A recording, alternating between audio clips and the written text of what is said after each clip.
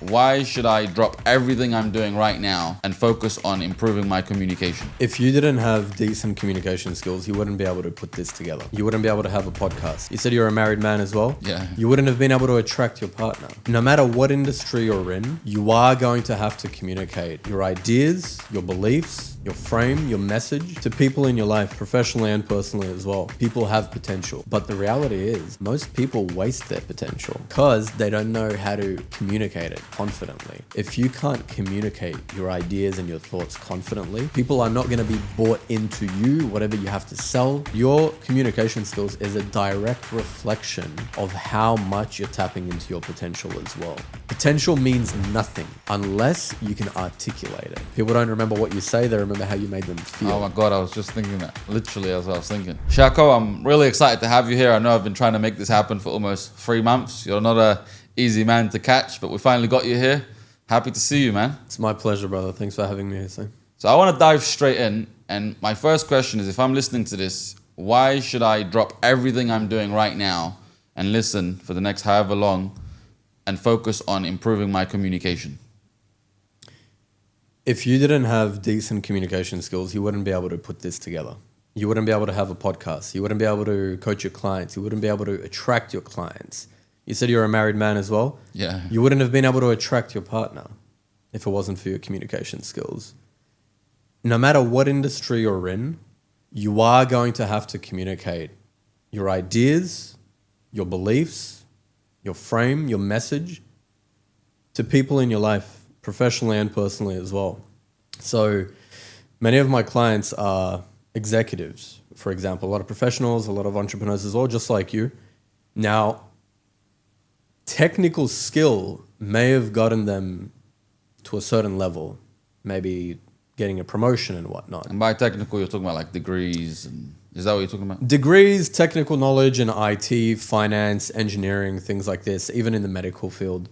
Entrepreneurship, you can be good at numbers. You can even be good at marketing.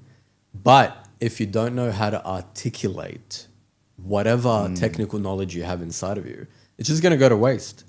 That's why you always see so many people, and I bet you've had this interaction or this conversation rather with a lot of your clients, which is people have potential. People have a lot of potential. A lot of potential, yeah. I know where you're going with this, but yeah, 100%. But most people, the reality is, this is a bit of a hard truth. Most people don't want to hear it. But the reality is, most people waste their potential because they don't know how to communicate it. They don't know how to articulate it confidently. Therefore, it just goes to waste. So no matter what industry you're in, if you can't communicate your ideas and your thoughts confidently, people are not going to be bought into you, whatever you have to sell, whatever message you have to share in a meeting, whatever you're pitching, you're not going to make it. That's the sad reality. And your communication skills is a direct reflection of how much you're tapping into your potential as well. So if you don't focus on that, you're simply going to be left in the shadows. If you look at any social setting, professional networking events, conferences, meetings in the boardroom, even personal social events, just regular with friends, if somebody doesn't know how to communicate effectively, they're going to be left, again, in the shadows. They're going to be dismissed, and nobody likes that feeling. It sounds very similar to what people say about like mindset or identity shifting. It's like, oh, I don't do that. And it sounds like what you're saying is like, you're already communicating, so you may as well start focusing on it because it's not something you can escape. Does that sound roughly? Exactly. You're going to be communicating. It's one of those skills. It's like people talk about the importance of sleep hygiene, right? All the time. People talk about fitness. You can't argue with that. When somebody tells you you should go to the gym, you should eat clean, nobody can argue with that, right? Not if you're wise. If you're wise, if you have common sense. Yeah. It's the exact same thing with communication. You should improve your communication skills. If they say why? Well, you're not living through life by yourself, are you? You're not on an island. You're not on a secluded island. You're going to be interacting with people. When you put this podcast together, you're not just communicating to me. You're communicating to the people, the cameraman, the editors, your team, my assistant, literally everybody. And if you don't do that effectively, you can completely not only miss out on opportunities, but not even see the opportunities that are in front of you. And people aren't going to give you that chance, that opportunity to share your gift. So potential means nothing to me unless you can articulate it.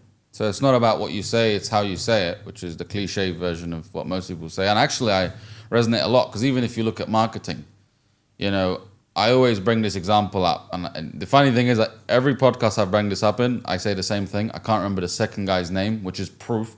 But like Jeremy Lee Minor, I don't know if you know who that is, but he learned under another guy. I can never remember the other guy's name. What's the difference? Like Jeremy Lee Minor is a professional, like really world-class at communicating what he does, why he's the guy who has to teach you sales. But he actually learned from this other guy that, you know, a lot of people don't even know about this other guy. And I still can't remember his name. Every time I could Google it in the middle of a podcast, I'm not going to do that now. And I go, oh yeah, that's his name. And then I forget. And the only difference is if you do listen to that other guy on YouTube, it does exist, you know, he's not as communication savvy, let's put it that way. He's good at sales, like he could teach you tonality, cadence and all that.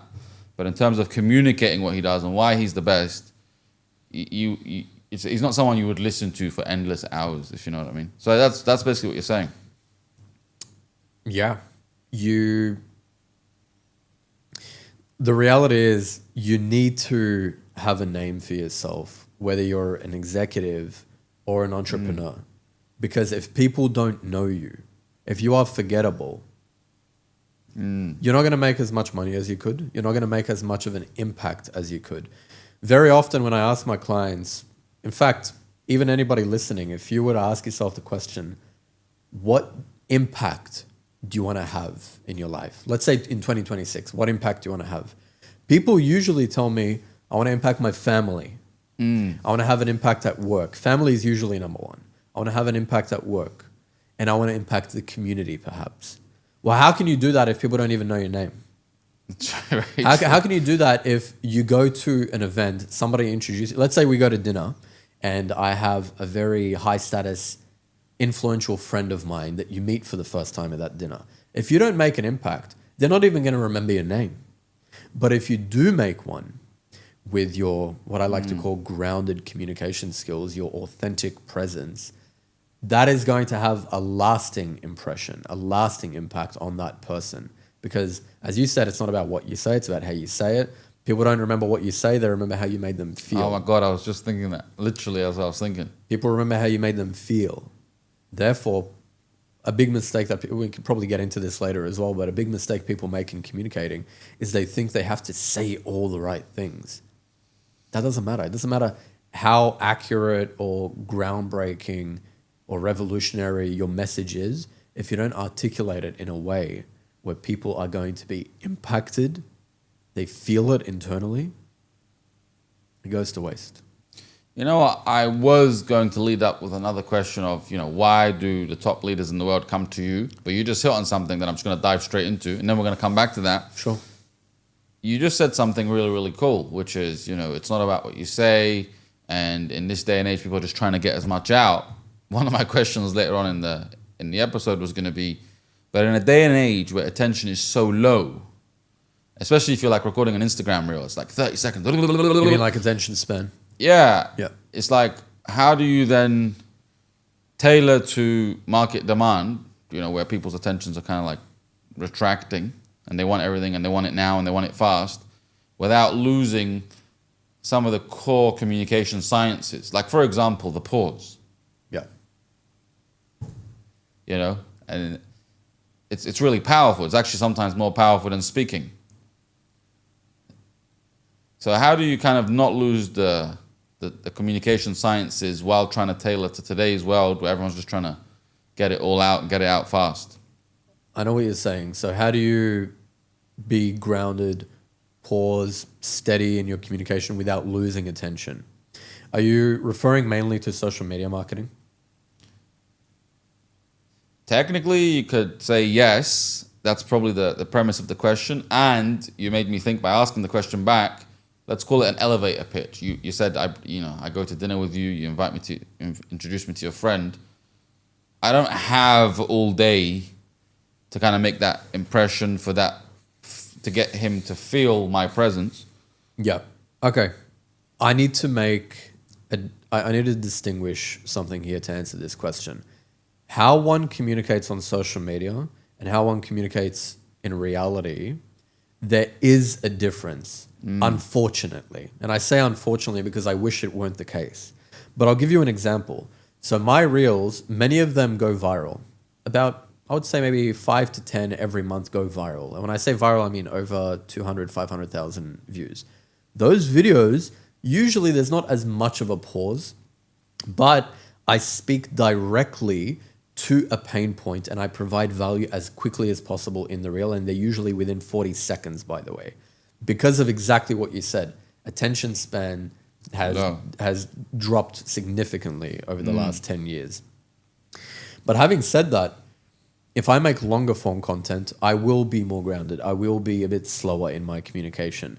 Now, in real life, let's say we have that dinner, it's a completely different scenario because if you're talking to me, I'm not scrolling on Instagram. You're not content that I'm consuming. You're a human being whose energy I can feel, whose presence I can feel in the moment. So one thing that I tell my clients is don't rush, pause. Don't feel like you have to get every single word out as quickly as possible. Otherwise, you're going to lose the opportunity to network with this influential individual. When you're in person, that's the time to be especially grounded, especially as a man. If you're tapping into being a leader, you have big goals, you have a vision. The last thing you want to do is have an abundance of words and a message that you're trying to articulate, but the other person won't remember any of it because your communication isn't being effective. So yes, you do have to grab attention, but even if you are slow and steady, you can still do it in an enticing way where you are charismatic and you do make that impression. And that comes down to charisma. The short answer to your question, both for social media and for in person, it's charisma. If you can be charismatic in your message, even if there's no pauses and you're making an Instagram reel, or you're sharing an idea, an opinion that you have over a dinner table. If you're charismatic in the way you do it, whether you're speaking slow or fast, that is more effective than being monotone, than being boring, than using filler words and not being effective in your communication style, and the people get bored. They get exhausted listening to you. But instead, if you're intentional with your tonality, with your body language, with your eye contact, with your presence overall, then you can communicate effectively no matter how fast or slow you're talking. I like that. And it raised the question that actually I hear a lot. So 'cause it's actually very good that you dissected the two, in person and social media. So then it raised a question that I hear a lot, and maybe you've heard this a lot. People say, Hussein, I just can't get the real me onto the camera. Have you ever heard that question? Definitely. It's like, I'm actually way more charismatic in person, and I just can't get me onto the camera or the social media. In your opinion, do you have an idea on what the bridge could be to bring more of you, your authentic self, onto the camera? Yep. Definitely. This is something that I've thought about a lot. I've actually recorded trainings on this as well. Oh, nice. Yeah, I can send it to you viewers as well. We'll put it in the description. Yeah. So being effective on camera requires a few things. First of all, congruency, meaning you're not changing who you are. Even if I make an Instagram reel where I say, here's the biggest mistake that people make when they walk into a room, it's their body language. Even if I do it like that, that's more upbeat than I usually talk, but it's still me because I'm just adding that enthusiasm as I talk to the camera. I'm just bringing it up. If somebody's not comfortable speaking to the camera, what I suggest, I tell clients this as well, is talk to the camera as if you're talking to a friend. Imagine that lens is somebody's eye and you're just making eye contact and you're literally just, I'm displaying it for the viewers. You were so good with your explanation that I actually thought there was a human there. That's the thing. When you look at the camera, it's the same way that you look at a human being in front of you. And a great way to practice is, I don't script, by the way. I might have like you, questions that need answering. I look at the question, I'm like, all right, how to improve your presence, or how to be more confident in a negotiation. If you want to be more confident in your negotiations, here's what you do. And I look at the camera and I talk that way as if I'm talking to a friend or a client. Imagine a client sent you a video note, yourself, Hussein. And they said, Hussein, I'm having some trouble with my mindset. I can't get out of bed. My sleep schedule is not great. I don't know what to do. When you send him a video note, are you going to be overthinking about? Nah, I've got a lot of rapport. They've already kind of signed up. We've been working together for a couple of years. There you go. It's natural, right? But even if they weren't a client, even if they didn't have a rapport with you, let's say it was just a random person on Instagram and they sent you a video note saying the same thing. Because of your expertise in that field, let's say mindset, I assume you would be pretty confident just sending them a video message back. True, yeah. Saying whatever, because you're not scripting. You're just telling them what you already know. It's the exact same thing when you're recording a video. When you're recording content, it's like, hey, this video is for you, not for you guys. This is a mistake people make when they make content. Hey, guys. Yeah. Hey, guys. Shako here. Thank all of you. People don't feel that the message is for them specifically when you address a broader audience like that. But instead, the best content creators, what they do is they speak to the camera as if they're speaking to their friend or their client individually. This will make it so much easier. If anybody records content, try this. Turn the camera on, even pause the podcast and put your phone in front of you and just talk to the camera as if you're giving advice to a friend or a client. That alone will make it much easier. The next thing is to make sure it's concise and to the point. No filler words, no fluff, direct. Pain point or promised land. Do you want to be respected every time you're in a negotiation? Here, try this. Actionable step, and then wrap it up. That's it. If you practice this, it'll help. A final tip I'll give for now is, from experience, if I'm really tired or demotivated, it's hard to record content because it's disingenuous. Even if I try to be charismatic, there's not enough energy there. So record content when you're feeling good. Record content after you go to the gym and have a cup of coffee. Record content after you close the big deal. When you're feeling good, it's easier to record content at that time as well. And don't script, just get used to speaking to the camera. I'm going to transition to something that's probably more important than, because I could go down the segue of strategy, which strategies all work. And, but Shako, we're taught to have a hook, story, call to action. But I'm not going to go down that route because there's something more important that stops people from even implementing this when they already have it, which is the psychology of communication and something that you touched upon very lightly, but I wanted to dig into it, charisma. So in your experience, rather than saying, hey, how do I get it charisma? What do you mainly hear is stopping people from feeling charismatic, from feeling confident in their communication? What are the beliefs that you hear? What do they focus on that's actually getting in the way of their charisma? It's a very good question. It goes back to a word that I used, which is congruency. Congruence in your communication. Let's use a real life example. When I came in today, where would you say my energy level was at on a scale of 1 to 10? Be honest. It's very difficult for me. I'm going to answer this. I was trying to put a caveat here. I eliminate the number 7 from my ratings. When someone says, hey, 1 to 10, I eliminate 7, which forces me to sometimes be either extreme on the one side or the other. And I'm going to say I'd have to choose between 8 and 6, but I don't think it was a 6, so I'm going to go for an 8. You think it was an 8?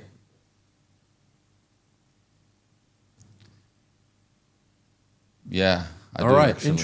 Interesting. Well, I guess that's a testament to my body language, if I may say so as well. Let me be direct with you, brother. This morning, very low energy. I have a lot of tightness in my shoulders right now. For some reason, woke up on the wrong side of the bed. This happens sometimes, whether I'm doing a podcast or I have a client call.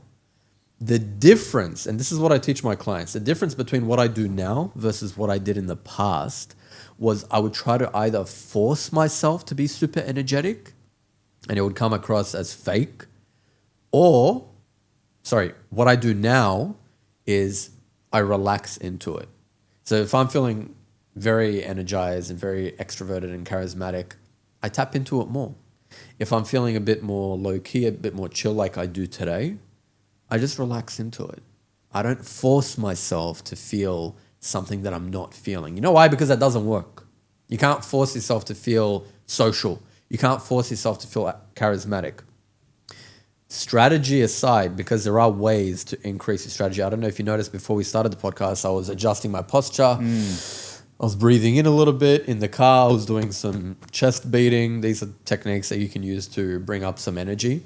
But for anybody that wants to be authentically charismatic, notice how you feel internally. Have that self-awareness and sit in it. Dive into it. Go into it. Even if you feel nervous before a podcast, before a presentation, a negotiation, an interview, whatever it is, if you feel nervous, relax into that nervousness. This is what charisma is. It's authenticity. Charisma is authenticity. It's somebody that you can feel, this guy is being himself. That's why people think, oh, I need to be a nice guy. I need to smile a lot. I need to nod and laugh and agree with everything in order to be liked. But no, those people, again, end up just blending in with the rest of the crowd because there's no polarizing personality. Polarizing meaning it's something that's different. So even if I'm not smiling as much, I like to think that you would still feel that I'm being authentic. People that I meet, they would still feel that you're being authentic, even if you don't smile as much. The beauty of that is when you do smile, then it's authentic, right? You just highlighted why I said it was an 8. Because you smiled. You see, you was right on time. And, I came, I said, oh, how you doing? Da, da, da. And literally when I was like going through the filter, because I was going to say 7, then I went to 6. And did you see where I was going to say, to be honest with you, and I went to 6. Yeah. I promise you, the reason why I jumped, because I don't do 7. Yeah. If I did, I would have said 7. That is the sole reason I said 8. That's actually the reason, because you smiled. Yeah. And I looked in, I said, how you doing? And you smiled. And that's like when I was thinking about it, I'm like, it's an 8 because of the smile. You know how powerful that is? That's pretty cool, actually. There you go. Isn't that interesting? That is very interesting, yeah. Yeah, I would say it's a smile that definitely adds impact. And also the body language, right? Because if I'm just sitting here like this, or if I gave you a limp handshake and I didn't smile, you'd probably say a 6. But the fact that I'm still intentional when I meet you, even though I feel how I feel, that still makes a positive impact. So to go back to that question, what is it that stops people from having outstanding charisma when it comes to communication? It's that they're grinding rather than aligning with themselves. Well said. And, the opposite of relaxing for me is grinding. So they're grinding it out. And as a result, am I right in saying as a result they're getting exhausted? It's forced. It's forced. It becomes exhausting. You can't keep that up. Have you ever had an experience where you went to a social event? It could be anything, a wedding, a family gathering, whatever.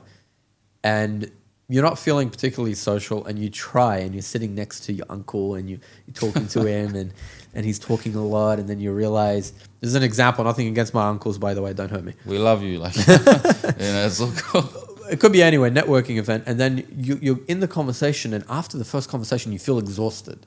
Has that happened to you? Yeah, a lot actually, especially, if I'm just going to say I'm guilty. If a conversation isn't growth oriented, I'm not really a fan of shallow gossip or, oh yeah, the chairs are lovely. My dad didn't create the chairs, so I don't really care. You know what I mean? My dad's not, the carpenter. So yeah, I get what you're saying though. So I get exhausted. I'm like, okay, what's the point of this conversation? Hussein, bang on.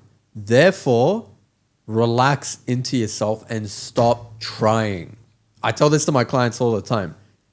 Stop trying. You don't have to say anything. You don't have to say anything. And the beauty of that doesn't mean, it isn't the fact that you're not going to talk throughout the whole conversation, but rather when you do talk, now it's intentional. Now it's authentic. It's not just fluff.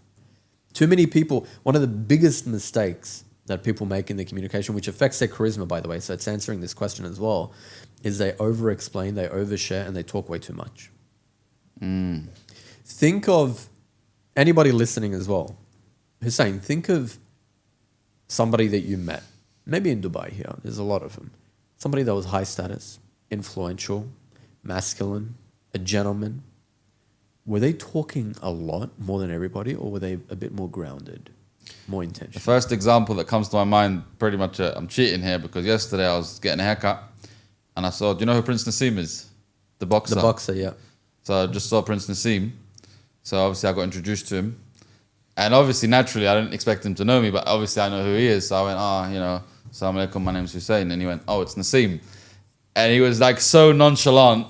And obviously I like reacted. I'm like, bro, at this point, I don't think you need an introduction. And then he was just so calm about it. He was like, yeah, you never know. Which I found very humble of him. Because really and truly, like if you're Prince Nassim, you know that people know who you are, right? So I'm like, oh, bro, I don't think you need an introduction. He's like, oh, you never know. And then he was like really calm. He was cool. He was collected. He went and sat down. So yeah, it's like, that's prime example. Yeah, and again, there are nuances. So I want to make this clear. I'm not saying somebody who's a gentleman, somebody who's charismatic, doesn't talk a lot, is not extroverted. I'm not saying that at all. There are some friends I have who are highly influential, highly successful, who take over the conversation when they're at a dinner table. A great example of this is Dan Henry. You know Dan Henry? Yeah. So I was at dinner with him the other night, and he spoke probably 80% of the time. But he can get away with that because he's very charismatic and very congruent in his communication as well. If a lot of other people try doing that, they're going to come across as obnoxious. Whereas with him, it's aligned, it's congruent, it's authentic. Therefore, you end up laughing, you end up having a great time during the conversation. But then there are people on the other side of the spectrum. I would include myself in that category, which is I speak less. But when I do speak, people still take on what I say. I still do make an impact because it comes down to that congruence. Yeah, it's a very common thing. Like, there are people that speak less, which means when they do speak, everyone leans in. Yeah. And then, the Dan Henry's not like, forget about that. Me, I'm talking about me, because technically, do you know anything about disc by any chance? The disc styles, the D, I, S, and C. A little bit of... So like me and Dan were what's called the D and the I, so dominant and influential. And then you would be what's called the S and the C, so steadiness and conscientious, right? So the D's and the I's, to put them on a label, we're very loud and obnoxious, but eventually people just have enough of our voice. I'm just going to say how it is. But not necessarily obnoxious. Yeah, we're not being obnoxious. It's just we have, verbal diarrhea sometimes. And Probably more extroverted, leaning more towards yeah, extroversion. and then obviously some people that are like the S and the C's, they're very calculated with their words, so that when they speak, like yourself, people lean forward, like, oh, what's he got to say? And even like the tonality is a bit lower, but it's more, what's the word? It's like congruent. That's a good word, congruent. So yeah, I definitely see that. So let's kind of go for the opposite of that question. So that's what they need to stop doing. That's what's getting in the way, grinding it out. So then what beliefs would you tell people to adopt? And I'm talking about the person who just has these old beliefs that I'm not good at communicating, I'm not really great at being in public, I'm not good with people, and they want to get started on turning their communication around, start to plant the seeds. What beliefs would you advise them or even recommend they start to adopt that are going to allow them to implement the strategies that you were talking about when it comes to social media or even in person? We'll go high level and then we'll break it down to more technical things that they can use. High level, realize that your authenticity is your X factor.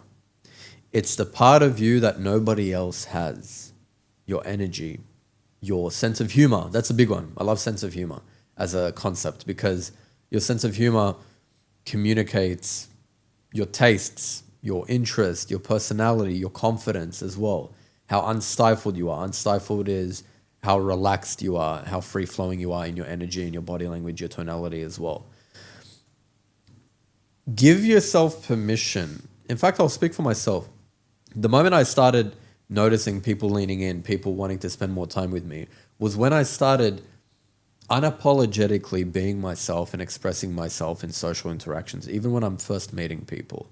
Because there's a really beautiful quote by, Dr. Zeus? The children's the author. book, yeah. The children's author. You got me off guard. I'm like, doctor. When I heard doctor, I was thinking about doctor.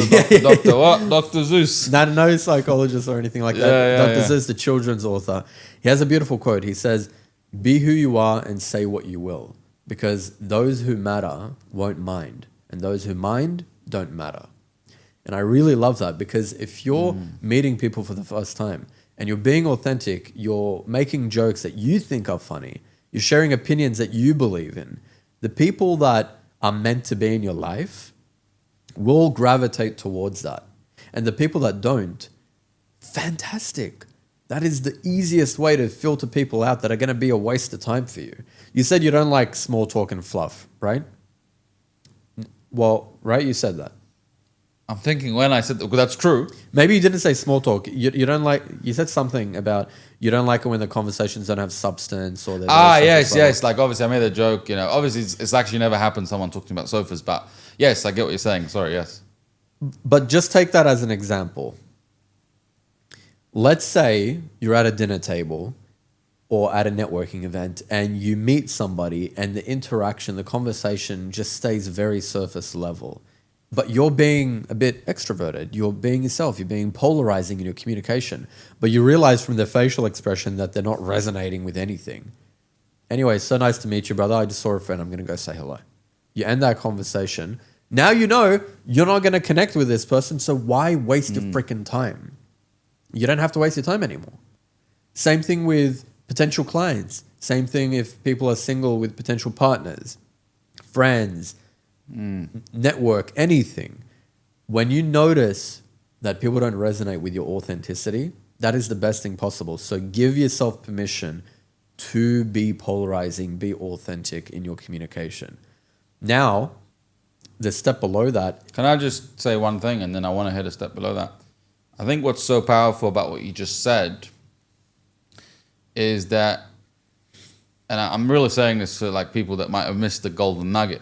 The golden nugget is know who you want to connect with, even if it goes back to the Dr. Seuss quote, because, let's just bring marketing to it. Good marketing is about knowing who you want to attract and knowing who you want to repel. That's right. And I think that's the goal that I'm hearing, at least from what you just said there. It's like knowing, like you try and speak to somebody and you go, okay, it's like now I know I don't want to talk to this guy. But you would have never known unless you attempted to.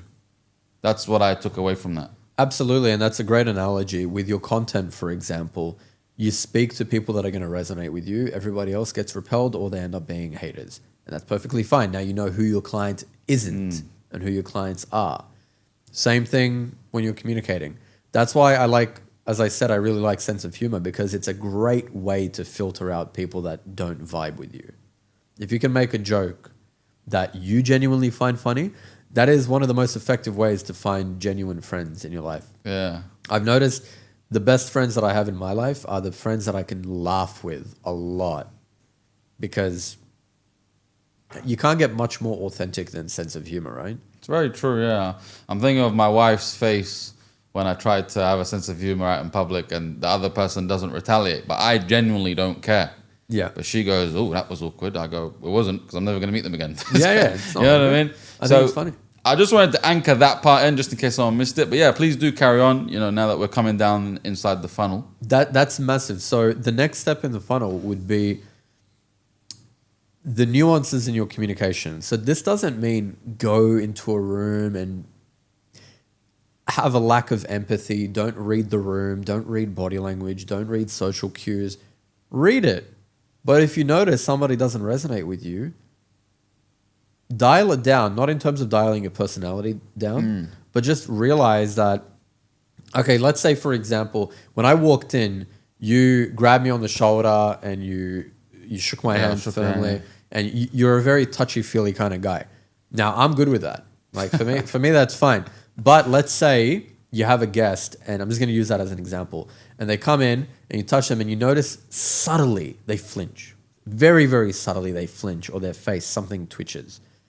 It's your responsibility then, even though that's your authentic self, which I could tell it was, It's your responsibility then to take a step back, because then you're socially intelligent.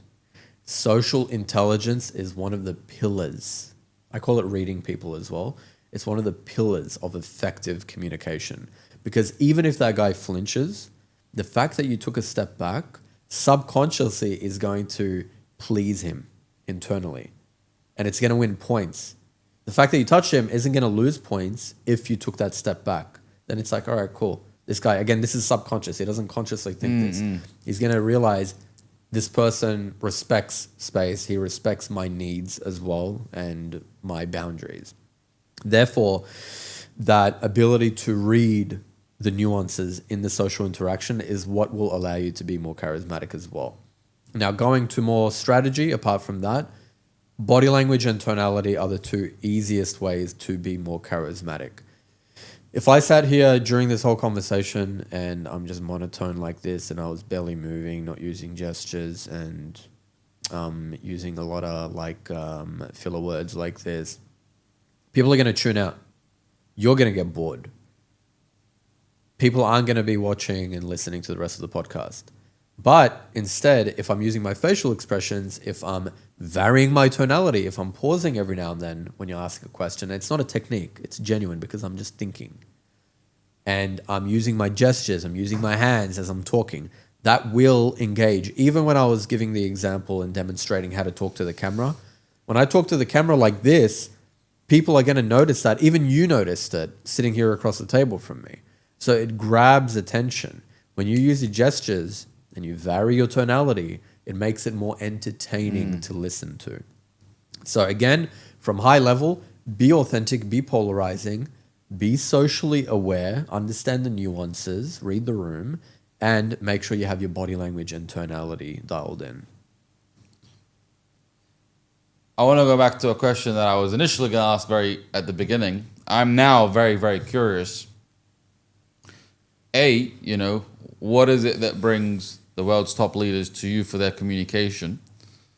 And what's the story? Because I'm guessing you wasn't born with this. You didn't just wake up one morning and go, ooh, tonality, I should use that.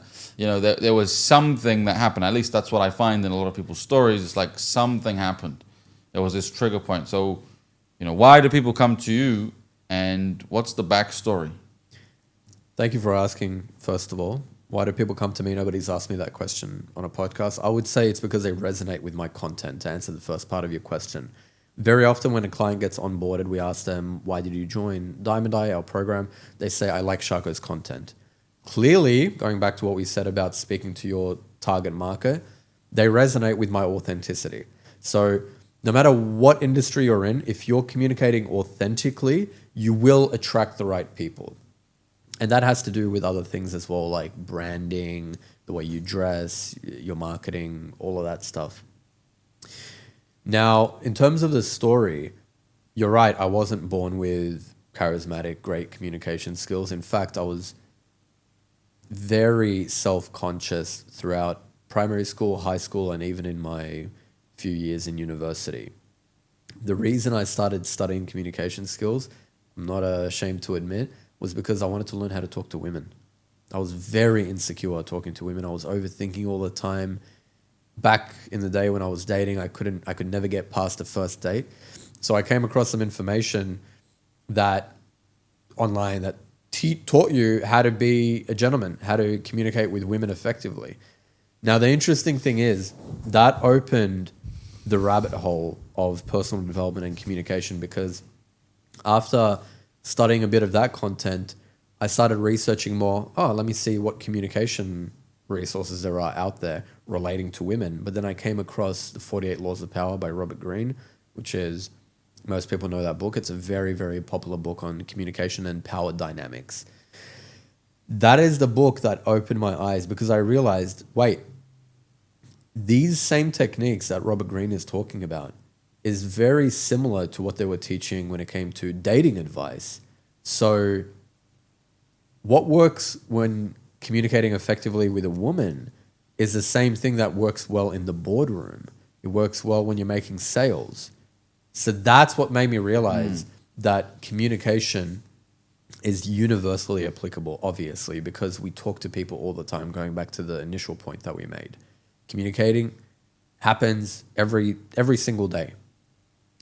So that opened the door for me. And while I was at university studying evolutionary biology, I was focusing more on how the lecturer was speaking to the crowd rather than the content of his words. I was thinking, how is he able to grab everybody's attention like this, especially the more charismatic lecturers? Oh, I was about to say, because some of them are boring. like I noticed that difference. Yeah. And that made me curious. So I went all in understanding social dynamics and communication skills. I decided to go deeper into it by dropping out of university and doing sales, the most difficult form of sales you can imagine, which was door-to-door sales. So every door that was a rejection, which was 98% of the time, was feedback for me. It's like, all right, they closed the door right after I said hello. Let me change the way I say hello. They closed the door after I made the pitch. Let me change the pitch. And I became a student of social dynamics, which is what I tell my clients they are now. You are a student. In fact, I believe everybody should be a student of social dynamics, the same way you should be a student of life. Those techniques that I learned in communication ended up getting me not only awarded as the top salesperson in that initial company, I got headhunted because of my results for other sales and marketing organizations, and I got promoted to leadership positions. In the last job I had, I became a BDM and account manager for a compliance company, and I was dealing with CEOs and directors and executives and shareholders and people of very high status.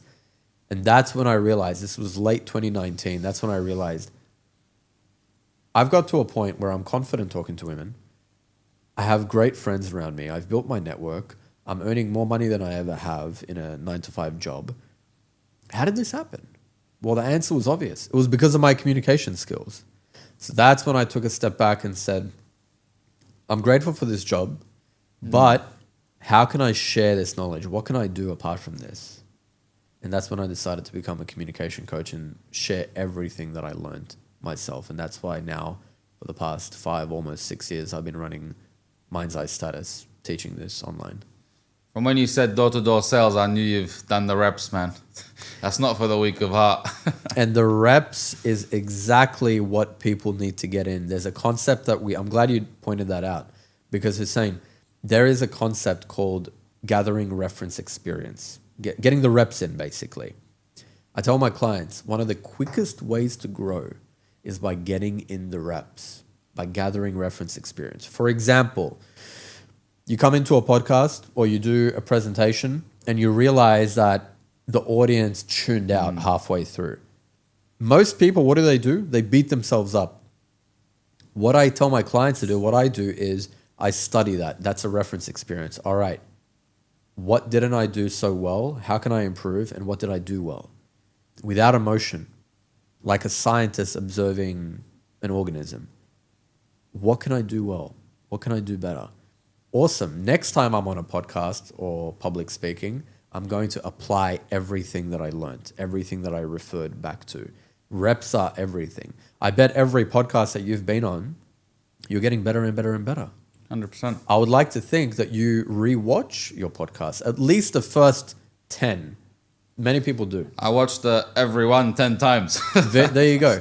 And I bet you notice what you do well. You notice when you're charismatic. You notice when you make the guest laugh, things like this. And then you realize, okay, even subconsciously, just by rewatching it, you realize, cool, I'm really good at asking these questions. I'm really good at humor or spontaneity. Or I notice I interrupted a couple of times when I shouldn't have. And when you watch yourself back because you've got in the reps, you become a better communicator. Yeah, there's nothing wrong. I mean, I'll say it out loud. Sometimes I'm watching it and I'm like, just shut up. You know what I mean? Like, why are you talking? I don't want to get off this topic because then we'll dive into our last topic. But I just want to say something that sometimes watching yourself back can go the wrong way. Like when you mentioned the whole podcast thing, it's very interesting. Sometimes you know what you was thinking, what you was feeling. So you're watching it back and you're like, well, sometimes it's good news. You watch it back and you go, oh my God, when I was in the room, I thought it was very evident what I was feeling and thinking. It's not. But sometimes you do, and then you're kind of in your head. You go, oh, that's what I was feeling. That's what I was thinking. It comes back. And what I found is if you ask for a second opinion and you go, can you just watch this little thing for me and tell me what you see? And people have no clue. So a lot of the times this reference experience is in our head, and sometimes we need to get out of our head and bring in a second opinion. And that's obviously where someone like yourself comes in, because people are too judgmental of themselves. Absolutely. Where, to just like dive into the reference experience thing, is naturally our brain is jotting down reference experiences of what we did wrong, and then we talk ourselves out of it rather than getting back into, oh my God, I just showed up on a podcast. I just did a podcast. I just did a public speaking gig. I just served this client. So, you know, I just wanted to share that because a lot of the times people just go, oh yeah, I did that, but it didn't work. Yeah, Hussein, you just touched on another massive, probably the biggest mistake that people make. It's overthinking. It's beating themselves up too much. That all stems from ego, by the way. If you rewatch a podcast or you think about a dinner conversation you had and you realize, oh, didn't do so well there, and you're beating yourself up, the reason that comes from ego is because you're just thinking about yourself. You're thinking about how you're being perceived. Now, I'm not saying don't think about how you're being perceived. That's the whole point of reference experience. But don't do it in a way where you're creating stories in your head and beating yourself up. For example, when people do public speaking and they give a speech, the reason why, one of the most common reasons why people overthink and get nervous so much is because they're thinking about how they're going to be perceived rather than thinking about what value can I add to everybody here. If I was just thinking about how cool, grounded, charismatic can I look on this podcast, people subconsciously are not going to resonate with that as much. But instead, if I focus on what value can I provide to people who are spending their time listening to this, then not only is it going to be more valuable, it's going to be better received because they're going to feel that as well. Transference of energy. Yes. Yeah, that's... I hear what you're saying. I want to touch on one last thing and then we're good to go. You mentioned the whole reason you got into communication is because you didn't know how to speak to women, or it gave you some sort of anxiety. Now, obviously, my listeners are not trying to talk to women. Maybe some of them are. But the truth is, how you do one thing a lot of the time is how you do a lot of things. True. And what I hear a lot is people say the following words. And sometimes I'll put my hand up and say, this could be me. Not a lot of the times, only if the stakes are high, then it's sometimes more me. But it's like, once I'm in the conversation, Hussein or Shako, I'm good. But getting into the conversation is like chalk and cheese. So, you know, one of my last questions is, how do you overcome that stuck at the start, or the resistance to start, let's call it that, the resistance to start feeling? You know, and actually, this is where not only do we want some psychology, but what are one strategy of yours that's your favorite to kind of get into the conversation? Because everything, like, people are usually like, oh, I'm all right when I'm in, but I just struggle to get in. Yeah.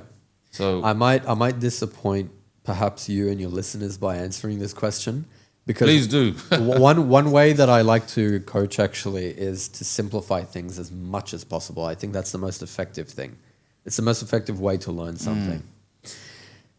In fact, this is probably one of the most common questions that I get on Instagram. It's like, how do I initiate and start a conversation? How do I get into it? How do I break the ice? The reality is, most people feel uncomfortable and awkward when they do that. Let's take an example of a networking event. There's people there and you're there by yourself. Is that a helpful example, by the way? Like, just to start a conversation? Like, okay, you just good. showed up. Yeah, you just now showed you're like, oh, I don't know anyone here. And your question is, how do I go past the How do you initial period? smoothly enter? Yeah, okay. It's like this. Hi, Shako. Nice to meet you. What's your name? My name's Hussein. Nice to meet you, brother. Nice to meet you. My pleasure. What brings you here today? Well, I heard there was this guy, his name is Shako. He's a communications expert. I'm here to see him, man. Very cool, man. Have you been to these podcasts before? I've done a few. Okay. Now, whatever question I ask after this is going to be natural. You won't have to think about it. The initial interaction, the initial stage is literally just introducing yourself. People overcomplicate this more than anything I've seen. They think, all right, I have to have some witty lines, some charismatic introduction to introduce myself when I'm first meeting people. No, people are waiting for somebody to say hello to them. So it's actually such it's such a breath of fresh air when somebody introduces themselves to you simply by saying, "Hi, I'm Shako. What's your name? Nice to meet you. What brings you here today? What brings you here today? Is this your first event? How do you know the host?" All of these questions work. It doesn't matter. Then what people do is they tense and they think about what to say next. Instead, just relax. Pause. Oh, you've done quite a few of these podcasts. Nice. Why? Like, what's your motivation? What's the bigger picture for you? And that's a genuine question that comes up when you allow yourself. Curiosity. I'm glad you said that.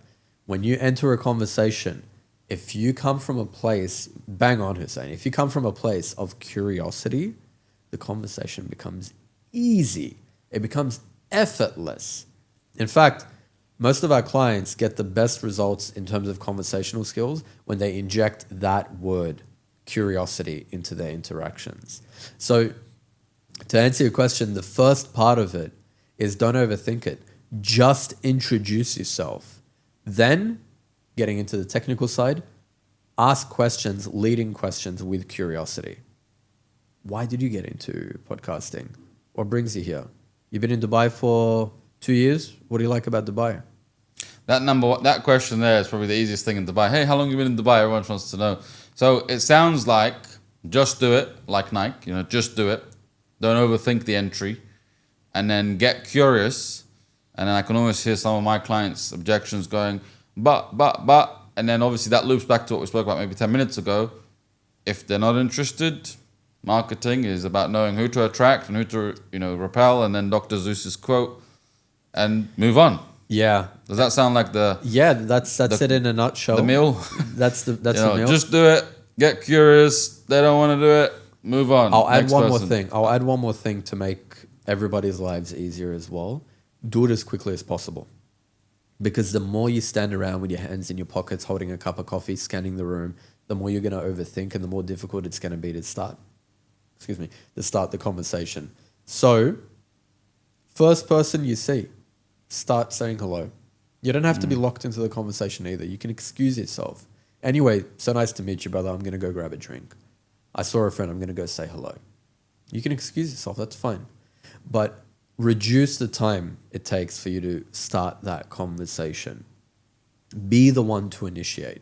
People will be grateful for it as well. And you don't have to talk to every Tom, Dick, and Harry as well. You can be intentional with it. So don't put pressure on yourself. Simplify it. And as you said, just do it. This has been very, very valuable to me, and I genuinely mean that. It's not just lip service. I've been reminded of a few things. So I really want to thank you for your time because I don't take that lightly. My pleasure. It takes time to travel here, to prepare for this, to come and show up, and then also to provide so much wisdom. So Shako, I really appreciate you being here. If there was any questions that you would have wanted me to ask, are there any questions that you want to answer that people should really listen to or hear before we part ways? That's a great question, man. I would pose a question, not to me because you've asked great questions, some that I haven't been asked before, but I would, if you don't mind, I would pose a question to your audience, which is really think about what is the worst thing that can happen when you're authentically being yourself when meeting people. Think about that. Write it down. What could happen? It's usually not as bad as you think. It never is as bad as you think. I'll part with this quote, a martyr dies once and a coward dies 1,000 times, And that's a really good question. And I really urge everybody to actually answer that question because this podcast is not really about it is valuetainment, but it's not about entertainment. So I like everybody to actually get something out of it, take something out of it, become limitless. That's what our kind of code is. So for everyone that's listening, Shako is one of the world's best communications expert. I'm going to plug all of the links, his Instagram, his website he's going to provide us with, and you could reach out to him. He's your guy when it comes to communicating confidently with charisma. So until the next time, Have an outstanding day. Stay limitless.